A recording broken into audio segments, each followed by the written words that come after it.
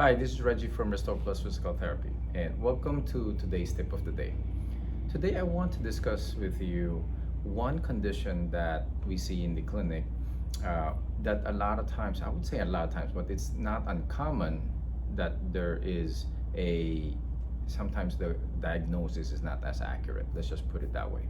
So, we see a lot of shoulder pain patients in the clinic, and it's not uncommon that when we have patients coming in for shoulder pain, and upon the evaluation, so after we do an evaluation, we will determine that the pain may not actually be coming from the shoulder. It may actually be coming from another location. So the source of the pain is not actually the shoulder.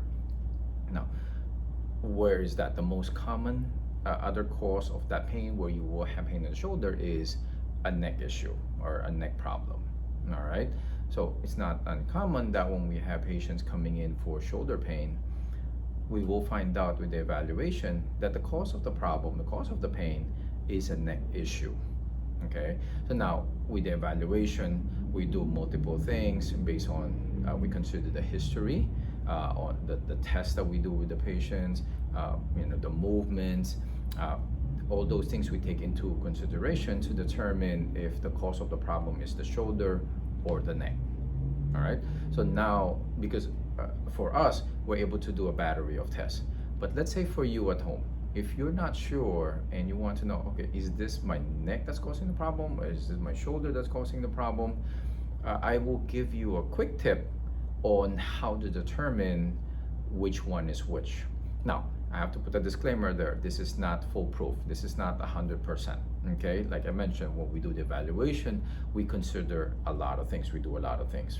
Okay, but at home, at least for you, this may give you an idea if it's one or the other. If it's a shoulder issue that's causing that pain, or if it's a shoulder problem that's causing that pain. All right.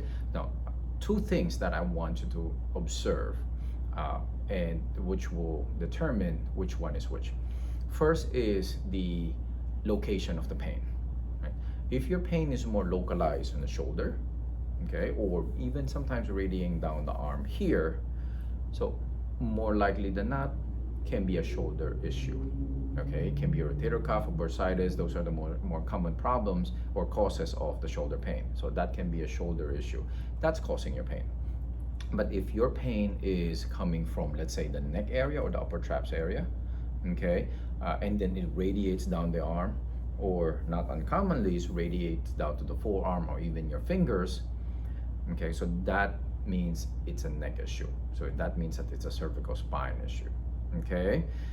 So the location of the pain, that's number one. If it's more localized or radiates, sometimes it starts from here, radiates down, or from the neck, radiates down, okay? So that's one. And the second one is the quality of the pain. If it's more of a sharp pain, then it can be a shoulder issue, okay? But if it's more described like as a electric-like pain or burning kind of pain, then those are usually nerve symptoms. And if it's a nerve, then it might be your cervical spine, okay? Yes, it can be that the nerve is, let's say you have spasm up in the upper traps, pressing on the nerve. It can cause those symptoms, but it's a nerve issue. Most of the time, it can be a cervical spine. And even if it's upper traps, it's considered a neck problem also. All right, so the type of pain, the quality of pain. If it's more burning electric-like, might be you have to look at your neck. If it's more of a sharp, then it's on the shoulder. Okay, now you combine those two. If you have a more localized, let's say sharper pain, look at the shoulder first.